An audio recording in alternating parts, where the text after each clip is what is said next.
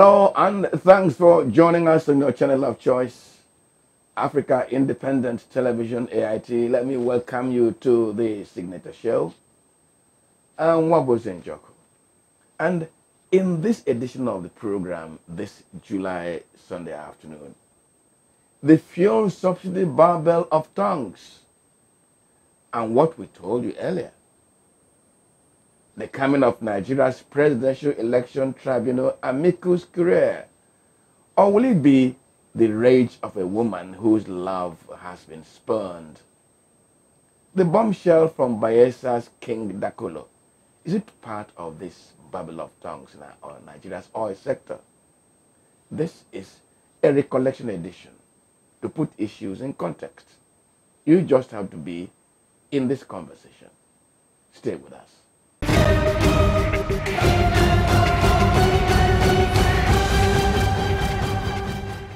Now, last week, a traditional ruler in Bayelsa State refused to hold back on what he knows. Just like late military ruler Sani Abacha said that if insecurity persisted for a very long time, the state either designed it, is complicit in it, or condones it. The traditional ruler, King Dakolo, said that oil theft in Nigeria is not just the criminal's affair. The Nigerian presidency, he says, has its hands and its feet into it. Now please add this to what former President Muhammadu Buhari had himself said in 2014. What I understand Nigeria should charge Nigerians is the cost of one barrel at the wellhead, and then the cost of transportation to the refinery, the cost of refining it, and its cost at the pump. If anybody said he is subsidizing anything, he is a fraud. Now, on his verified Twitter handle, the Nigerian National Petroleum Company Limited Group Chief Executive Officer Mele Kyari, penultimate week, said that the company did not pay marketers any subsidy from 2016 to date.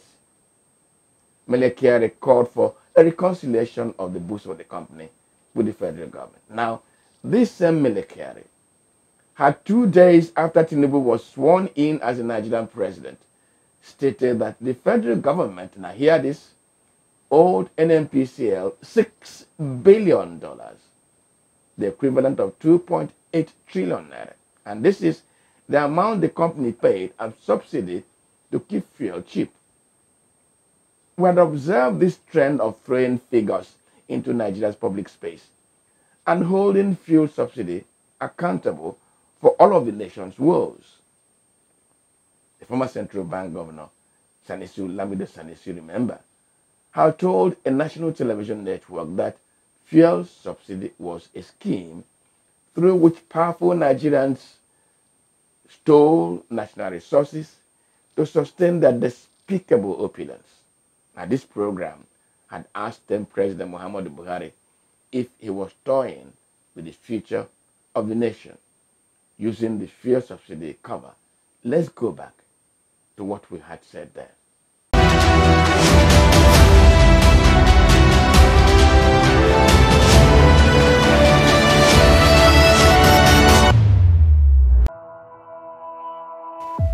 The echo of oil subsidy may be the loudest sound that may refuse to recede and may drown the merry noise of exit as President Muhammadu Buhari leaves the Aso Rock Villa later this month to either his hometown Daura, Katsina State, or Niger Republic by his own choice.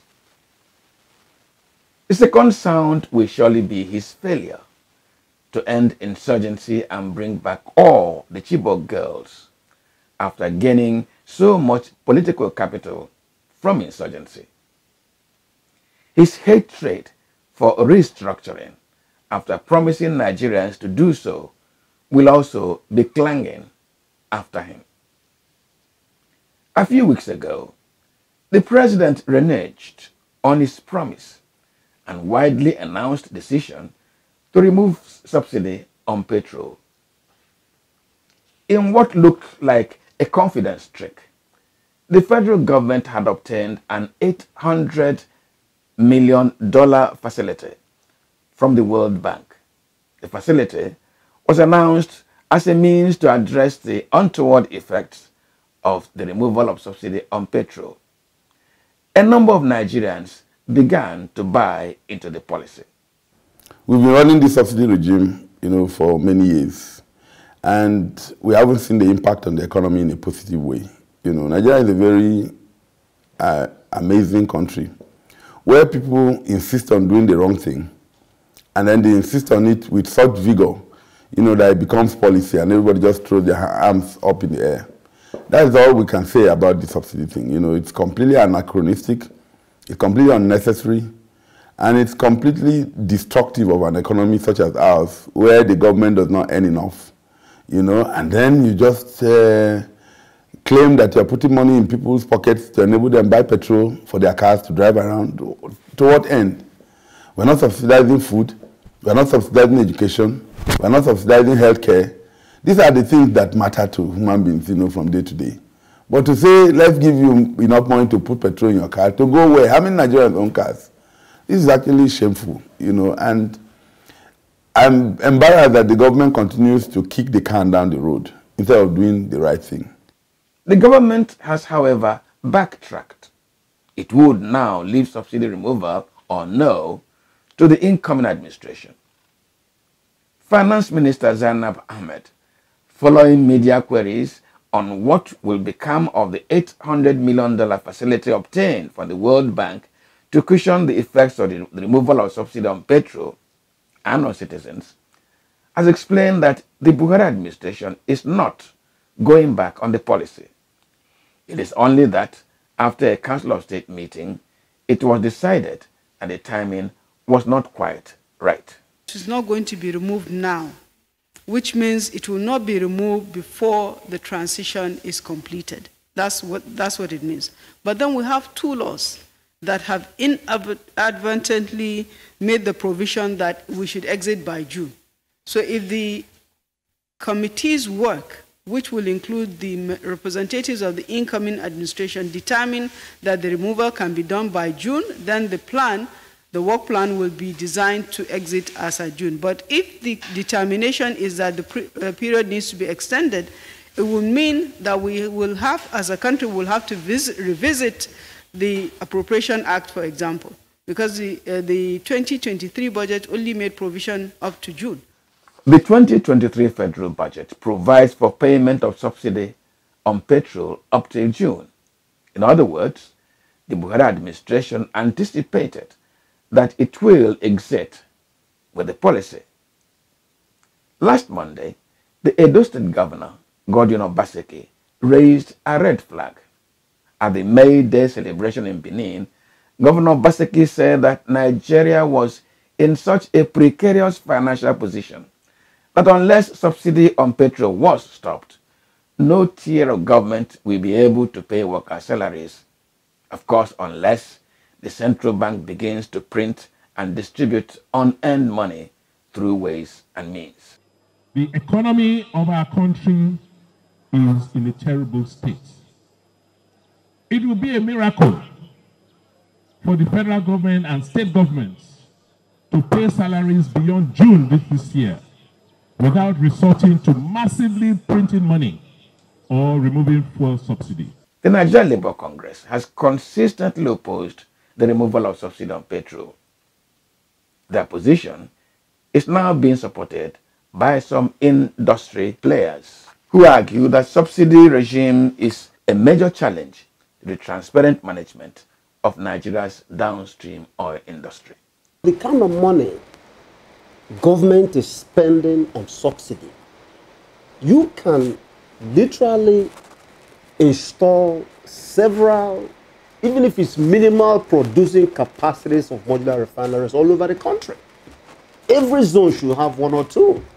That's where you know that you've reduced automatically importation of these products. In 2012, a coalition of opposition politicians, including the present Minister of Works and Housing, Babatunde Fashola, fiery evangelist politician Tunde Bakare, human rights activist and lawyer Femi Falana, labor leaders, and interested civil society organizations called for regime change, another name for bringing down the government outside of the electoral process. Their reason for mounting the insurrectionist protest was because the then federal government, under Dr. Goodluck Jonathan, made a move to remove subsidy on petrol. The protesters said that there was no subsidy on petrol. The subsidy regime was a scam, they said. I don't understand what the Nigerian economists and the members of the government, their definition of that they are subsidizing Nigerians for the oil they are buying. Who is subsidizing who? The Nigerian oil industry, petroleum industry, was developed with Nigerian capital. In fact, most of the expertise are Nigerians. If you go into the field, is Nigerian capital, is Nigerian oil. What I understand Nigeria should charge Nigerians is the cost of one barrel at the wellhead, and then the cost of transportation to the refinery, the cost of refining it, and its cost at the pump. If anybody said he is subsidizing anything, he is a fraud. So all these people talking about subsidy, who is subsidizing? But there is so much fraud, as I said, and indiscipline and corruption that I don't talk about it. But the day I have to talk about it, I will ask the petroleum economists to come and tell me who is subsidizing Nigerian oil. Whose oil is it? We had 4 refineries with a capacity of 480,000 barrels a day. Let's see if they are. Because of corruption, they have virtually allowed those refineries, to become so inefficient that I don't think they produce half their capacity. Jonathan administration is a neo-colonial regime. As we are, our country is run like a satellite of imperialism. And what the youths have done today, in alliance with workers and the progressive forces in our country, is to seize our freedom from the IMF and World Bank. As we are gathered here today, Nigerians are demonstrating in New York in front of the office of the World Bank so that we can fight against the imperialist forces that have made it impossible for our country to service our people. And we hope we can sustain this. This is the only way to liberate our people from the shackles of injustice and oppression. Time has come for the people of Nigeria to rise and say enough. Enough. Enough. It appears now that President Muhammadu Buhari, the masquerade behind the protests and the political beneficiary of the protests, has eaten the humble pie, paying subsidy far in excess of what his own minders and promoters condemned as a scam.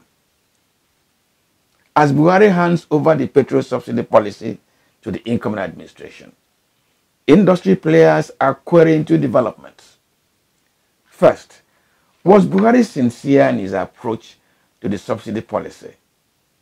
And if he was, why did he leave engaging with the policy until a few days to the end of his tenure?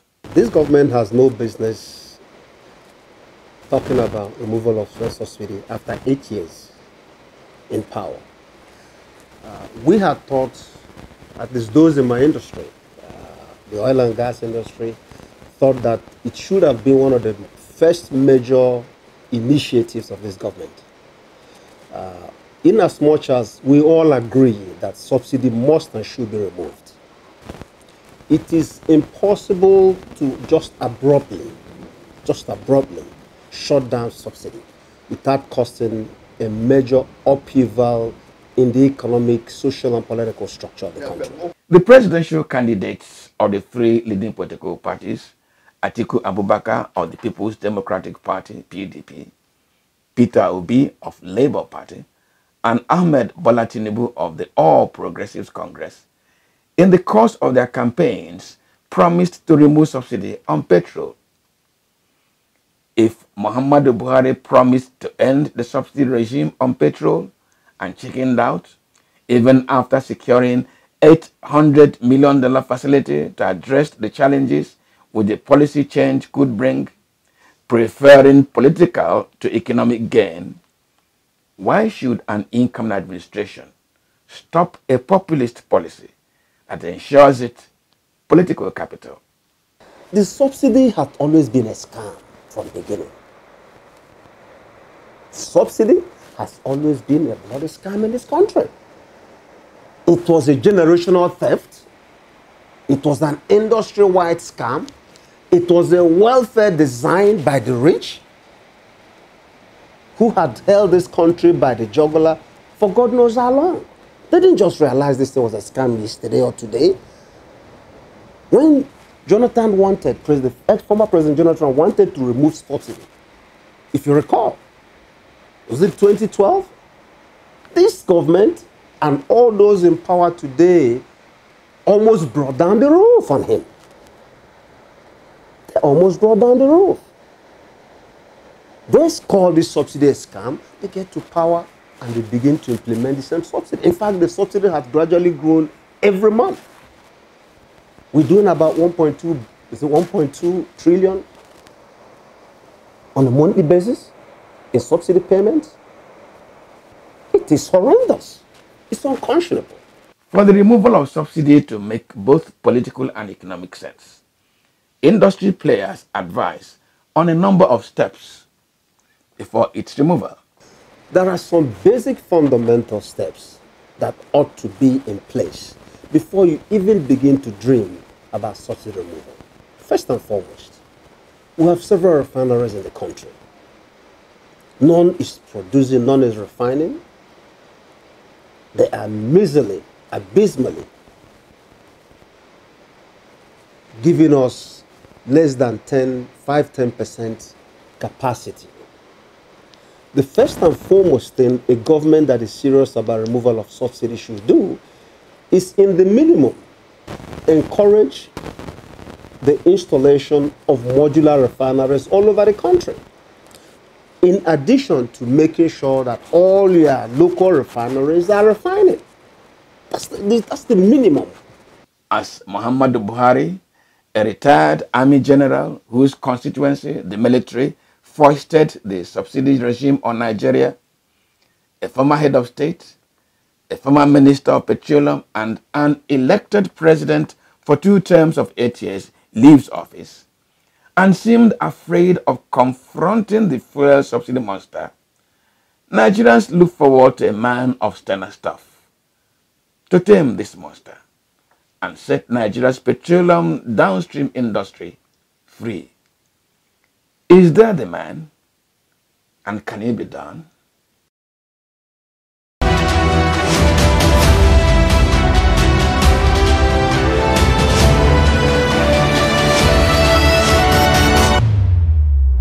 Now, we bring you yet another reminder. But before then, let me tell you what gossip among some lawyers that I do not like. The national chairman of All Progressive Congress, APC, Abdullahi Adamu, has resigned. The party now has Senator Abubakar Kyari as acting national chairman. And the reason in the public domain that is said to account for Abdullahi Adamu's resignation is the finances of the party. But before then, we have told you this in a special interview.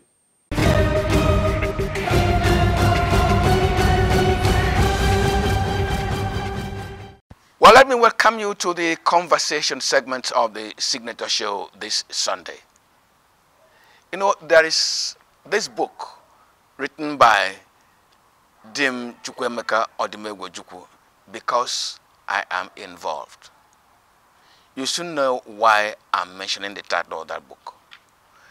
This program, we ought to be conversing with chieftain of the All Progressives Congress. But because they are involved and therefore could either decide to cover up or to be soft on the issues, we decided not to talk with them in this segment. There are goings on in the All Progressives Congress.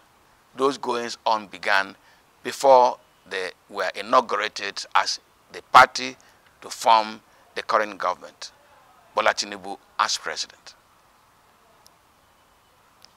Consistent dissensions, I will enumerate them. But first, let me introduce my guest. My guest is an activist. He's a person on the part of the Talakawa, as we say it, the National Publicity Secretary of Action Alliance, Comrade Omotosho. Comrade, welcome to the conversation. Thank you. Thanks for having me. Do you still speak for the Talakawa, for the downtrodden, as a comrade? Well, that's this thing has become part of my blood. And as an activist, you fight for the rights of the people. Once you are launched into it and you subscribe to it, it doesn't leave you. Comrade, let me just begin from a general framework. In the Second Republic, if you remember, because of MPN, UPN, MPP, and all that, that was what was called supremacy of the party. Yes. In other words, the structure and leadership of the party had control over their elected members. Yes. The elected members were, let me use the expression, per force, implemented the manifesto of the party yes. and upheld the ideology of the party. Yes. But since the Fourth Republic, it appears that the structure seems to have been changed. Those elected now constitute the leaders of the party. And the leadership of the party, the national chairman, national secretary, blah, blah, blah, seem now to be accountable to the elected members. Why is it like that? Well, up to the Second Republic, where we have supremacy of the party, there were a lot of things that were put in place then that ensures the success of that, that pronouncement that the party is supreme.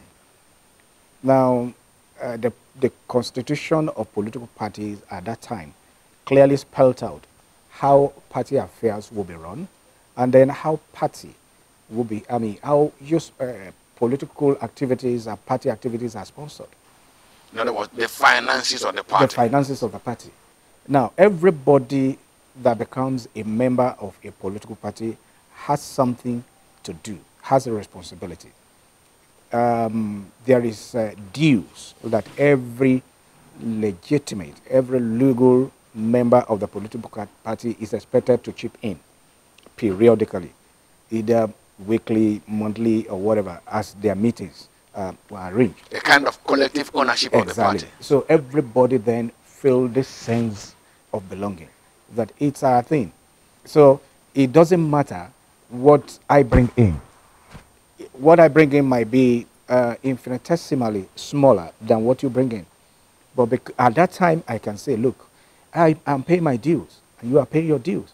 So, we agree on how things are done. That was when we actually have the parties were collectively financed. But now things have changed.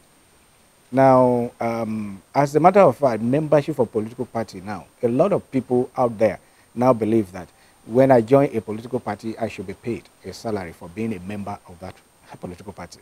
So, and it has gotten to a level that, of course, when the people who seize the opportunity there, see it, then it becomes, they see the need for them to try and seize the opportunity to load it on the people. And of course, that's when we begin to talk about money bags. Now, they see the launch in there. They know that the political parties need logistics, they need finances and all that. They say, okay, don't worry, we'll put it down. But when I put it down, this is what I get for it. So a return on investment. So it has become an investment. So the governors who hold the purses of the state, yes, the ministers who hold the purses of the ministries, yes, the president who holds the purse of the nation can make substantial contribution and make demands on what they get. Of course. Now, and of course the party had to dance to their tune, because they know if they say no, the funds will not come. Now, comrade, why I'm raising this is because the ruling party now, the All Progressives Congress, has been having a series of open disagreements. Now, let me just enumerate some of them so that we can put it in context. Before the primaries, the presidential primaries of the APC, in the run-up to the 2023 general election, President Muhammadu Buhari, in series of conversations and meetings with interest groups, leadership of the party, governors, advised the party to toe the option of consensus candidate. One, it will be less contentious and would divide the party less if a candidate is agreed on. Yes. Two, it will be less expensive because consensus wouldn't require all the money that moves around in the course of. But the party seemed to have been unable to settle for a consensus candidate. Now, the issue I'm trying to bring up, therefore, is this. The leadership of the party indeed announced former Senate President Ahmed Lawan as a consensus candidate. But interests within the party rose stoutly against that choice. And the national leadership of the party lost out. That was an indication of either a divided ideology, a divided governance perspective, a divided interest.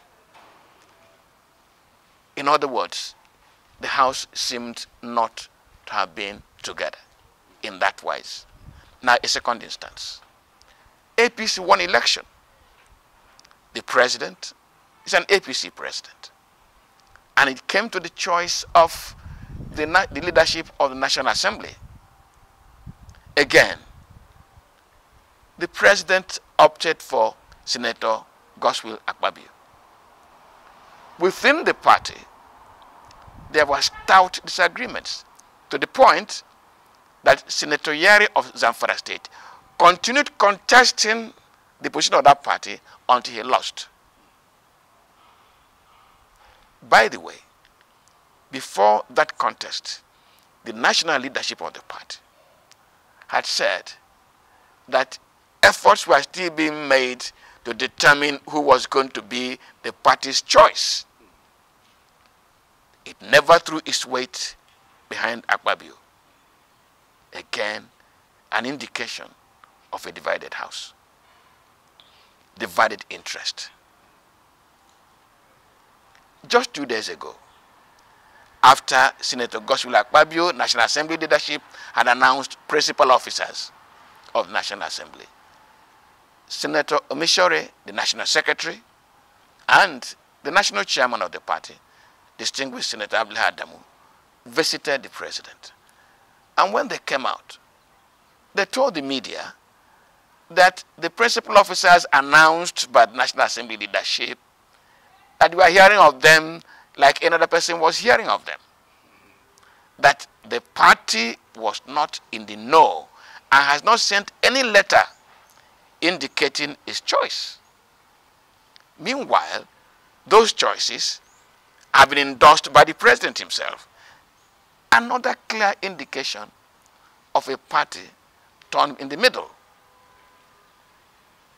What do you make of this consistent indication of a house against itself? To people who are not politicians, like some of us ordinary Nigerians. Yes, it will appear as something conspicuous or something very big, something quite unusual. But to some of us who have been in there, uh, it's one of the things. It's a normal thing that does happen, because in politics, like it is always been said, we don't have permanent enemies, but you only have permanent interest. You see, all of these things that are happening, that you are seeing, were all based on interest.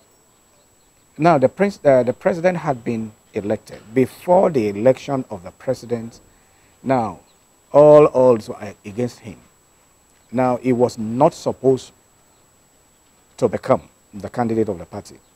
As a matter of fact, everything was done so glaringly that even the blind can see that this guy, they never wanted him to be there. Few days to the primaries, the same national chairman we are talking about now announced somebody that he took to the then president as the consensus candidate.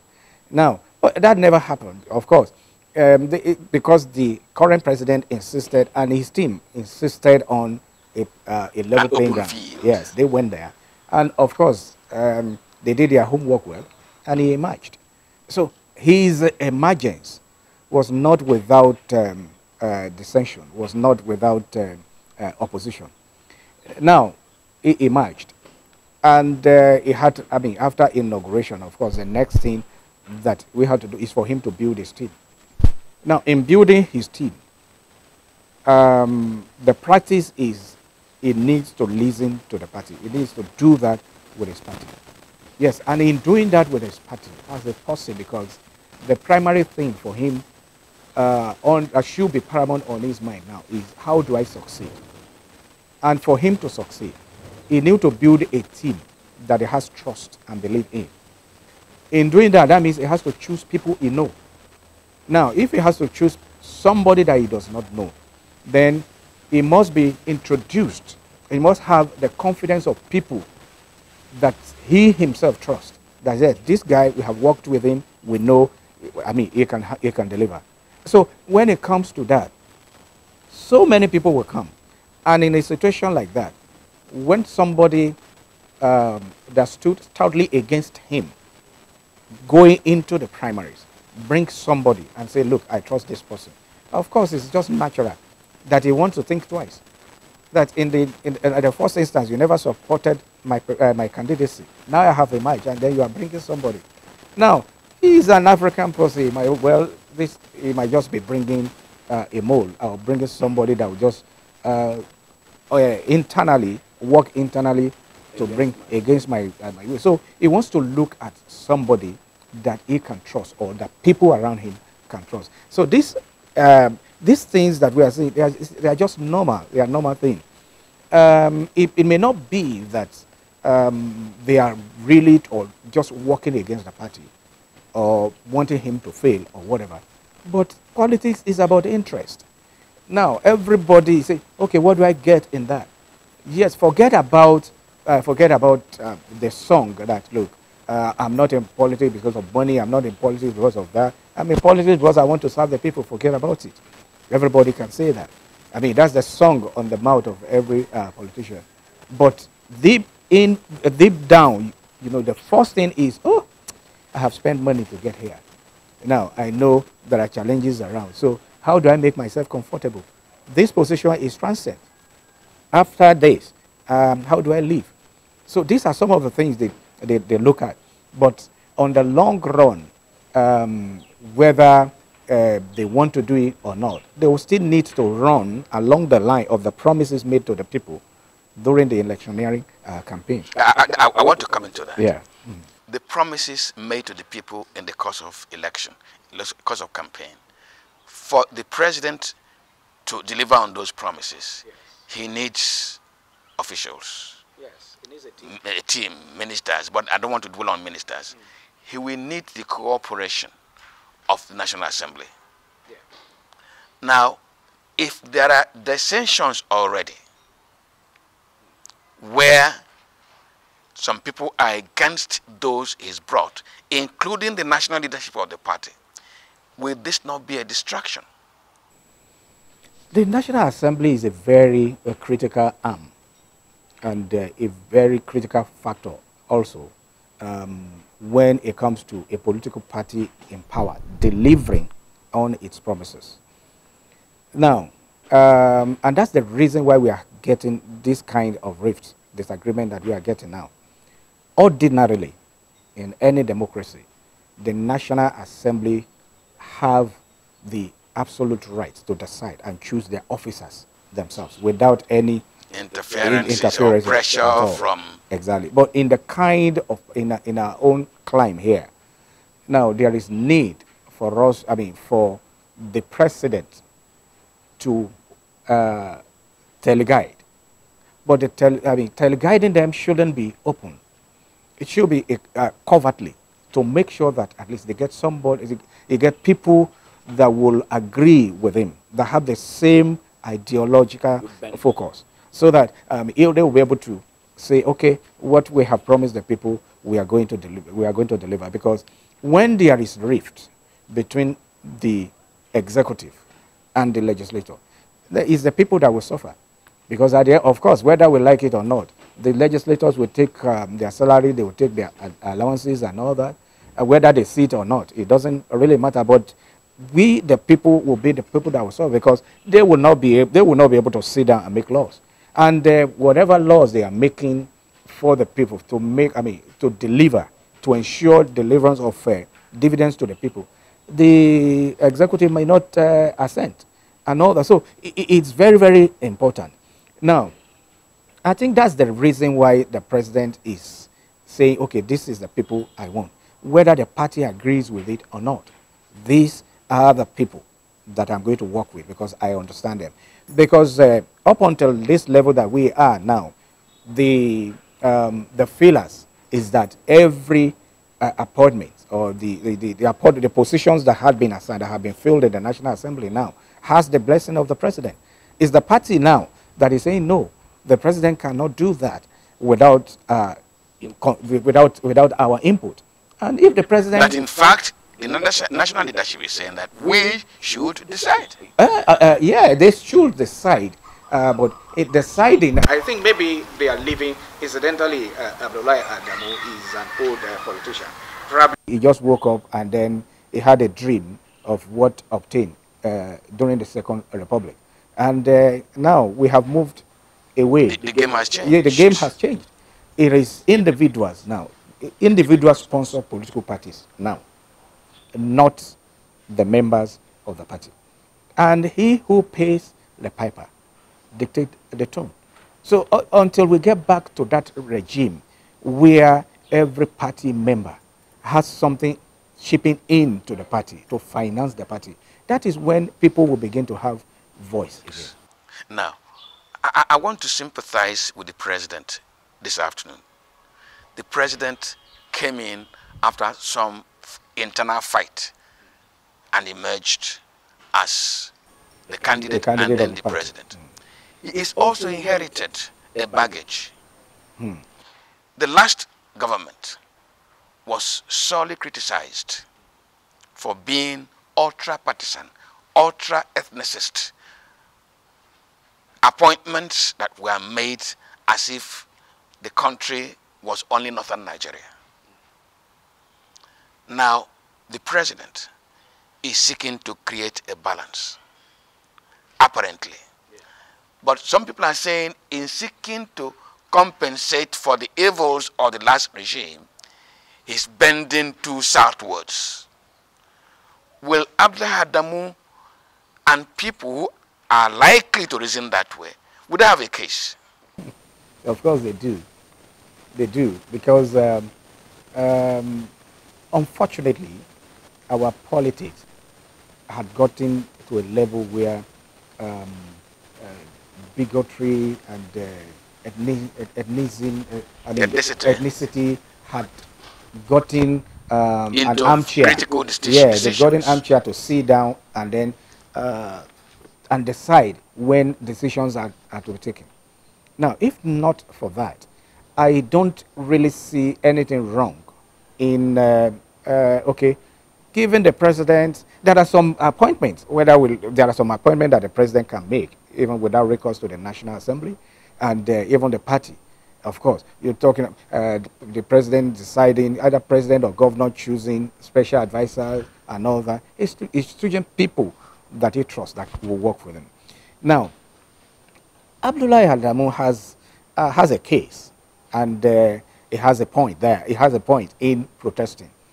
Now, the president threw his weight behind Godswill Akpabio to emerge as the Senate president. He emerged. Now it comes to time to, and it is time now to choose who will work with him in the National Assembly. And Akpabio decided to say, look, I am a Southerner. I'm going to choose a majority leader. He chose a Southwesterner. Now the majority leader needs an assistance. And when he's not there, somebody should stand in for him. He chose a Southeasterner, meaning that the Senate president is from the South. The majority leader is from the South. The deputy majority leader is from the South. And you don't expect Adamu and Northerners to kick? Of course they will kick. Because that shows clearly that their wings have been pruned as far as the National Assembly is concerned. Meaning that they will now need to come and negotiate. They will have to come and lobby more than they will have been doing had a Northerner emerged. Yes, of course. If a Northerner had, it would be a matter of just walking into the office. My brother, I want this done and all that. But now, these principal officers coming from the South, of course, when you talk to them, they want to consider the president first. Now, comrade, you know that I enumerated 3 instances of deep dissension. Yes. From producing the candidate, to producing the Senate president, now to producing the principal officers. If matters come to a head, there should be a sacrificial lamb. Because the government must run smoothly in order to deliver on the promises they made. Who should get the boot? Well, I think the variables now, or let me say, what is playing out now, is such that there is a matter of let us disagree now to agree later. And with the kind of experience that we have had in this country politically, I don't see this as anything, as a mountain that cannot be surmounted. Very soon, after, this is the major thing now, after the election or the selection of the principal officers, now, the foray, the noise and then the agitation and all that will go down. Now, it will now shift to the ministers and others. Now, I am seeing something, if I'm going to draw from the experience we had when PDP was holding sway. Now, when things like this happen and then we want to intervene or want to say anything, say, look, it's a family affair, we go say to them. Now, I want to believe that the family affair approach will also work here. Why am I saying this? The Abdullahi Adamu, the national chairman, now, has... he is weaker now, and is negotiating now from the position of weakness, not from the position of strength. Because now, the only thing they can use against the president is, look, if you are not doing what we want to do, you will be impeached. Then who is going to impeach him? Akpabio will not do that. The majority leader will not do that. And the deputy majority leader will not do that. They see him, they will not see him as their brothers. Now, and at the end of the day, it will come to a point that maybe the leadership of the party will want to sit them down and say, look, we need to settle all of this. And then Abdullahi Adamu will have a choice to agree to ceasefire or to follow the hard line and then be dealt with. And dealing with, I mean, to get dealt with, like I'm saying, I mean, it could be kicked out. As powerful as Oshiomhole was in the last administration, he was thrown out. With all the protests and all of that, with all of the braggadocio, nobody can do it and all that, he was thrown out and he left eventually. Let us give a piece of advice to Abdullahi Adamu. For him to survive this storm, should we eat the humble pie? Well, I think it should. And the one of the reasons why it should do that is a recent experience that PDP had. What tore PDP down, what destroyed the flag of that party was the insistence of the national chairman. Are you saying that he will not beat any retreat? Even when it was obvious that his insistence on his chosen path will destroy the party, he said no. And look at what we have today. 5 governors walked against its candidates. And at the end of the day, we are all witness of what happened. So I think this is the time that Adamu should be more party-minded in the deciding of what to do. I think he needs a retreat now. If he beats a retreat now, of course, he will remain relevant. Of course, it's his political party. And himself and Tinubu were good, I mean, were colleagues. They were governors at some point, at the same time. So they know, I mean, they understand, they know themselves, they know how to resolve it. And this is a party issue.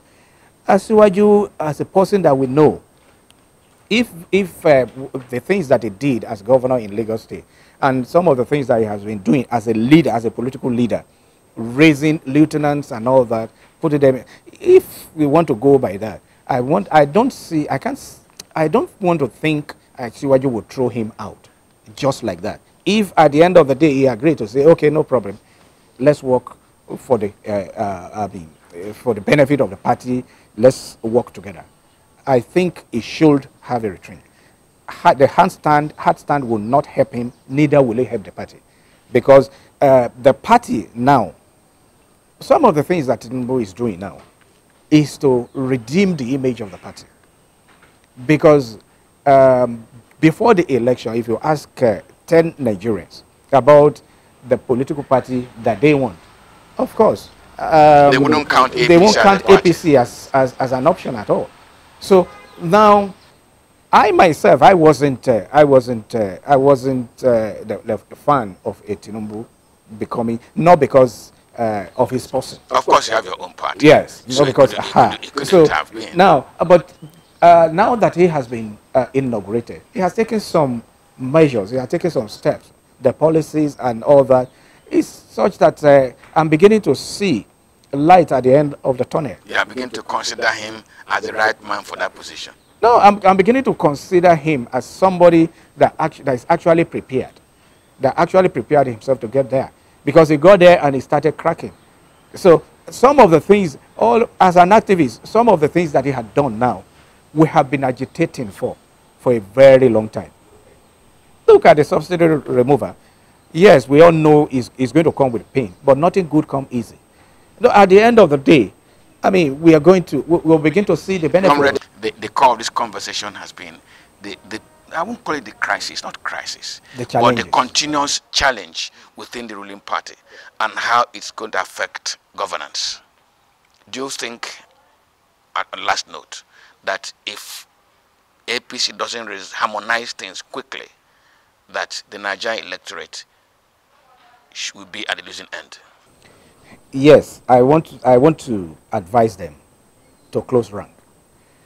Now, the president wants us to believe now that there is no problem in this political party because he's carrying on, just doing his thing. Yes, it might be easy now, but it will get to a time that if it is not resolved on time, other interests will creep in. And opposition might just want to take advantage of that too, to infiltrate and then create a problem for him. like in my parlance, they say when you go to a street, if you stay too long there, different kind of flies will meet you there. So just do what you want to do and then Take a walk. take a walk. So I think this is the time for them to really come up and close rank and just launch themselves into delivering on the promises that they have made to the people. The people are wise. We are wiser now because we have had nasty experience, and any body language now that is tending towards the past experience we had, the people will react. Yes. Comrade, thank you very much for coming to the conversation. Thanks for having me.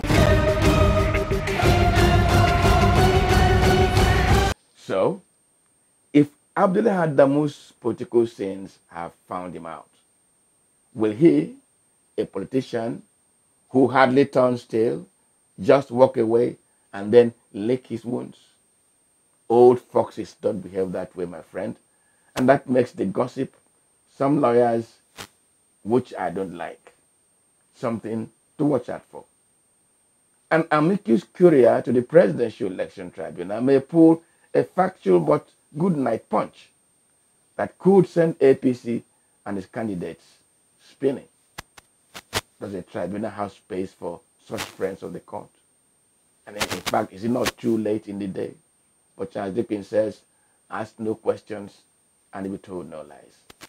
But let me tell us, the times are tough, and professors of psychiatry in Nigeria are saying 1 in every 4 Nigerians is mad, rising from the very hard times. I would have embarked on prayers for both APC and the nation, except that the professors also say that excessive prayers is a sign of the hardship-induced madness. So I don't want to go mad. So let me just take my leave. Thank you for investing your time with us. But before I take my leave, let me inform you of an event that comes up this Thursday, July the 27th. Our sister program, Corruption Theory, makes a grand return. Now, the launch of season 4 of the program comes up at the Government Junior Secondary School, Mpape, here in the FCT at 10 o'clock in the morning. And if you are not there, then you cannot be counted. Remember, if you are not with us in this fight, you're against us. Launch of season 4 of Corruption Theory coming up this Thursday at the Government Junior Secondary School, Mpape. I can tell you something. I will be waiting for you. Now, you can enjoy the rest of your Sunday. I am Mwabuz Njoko. Good afternoon.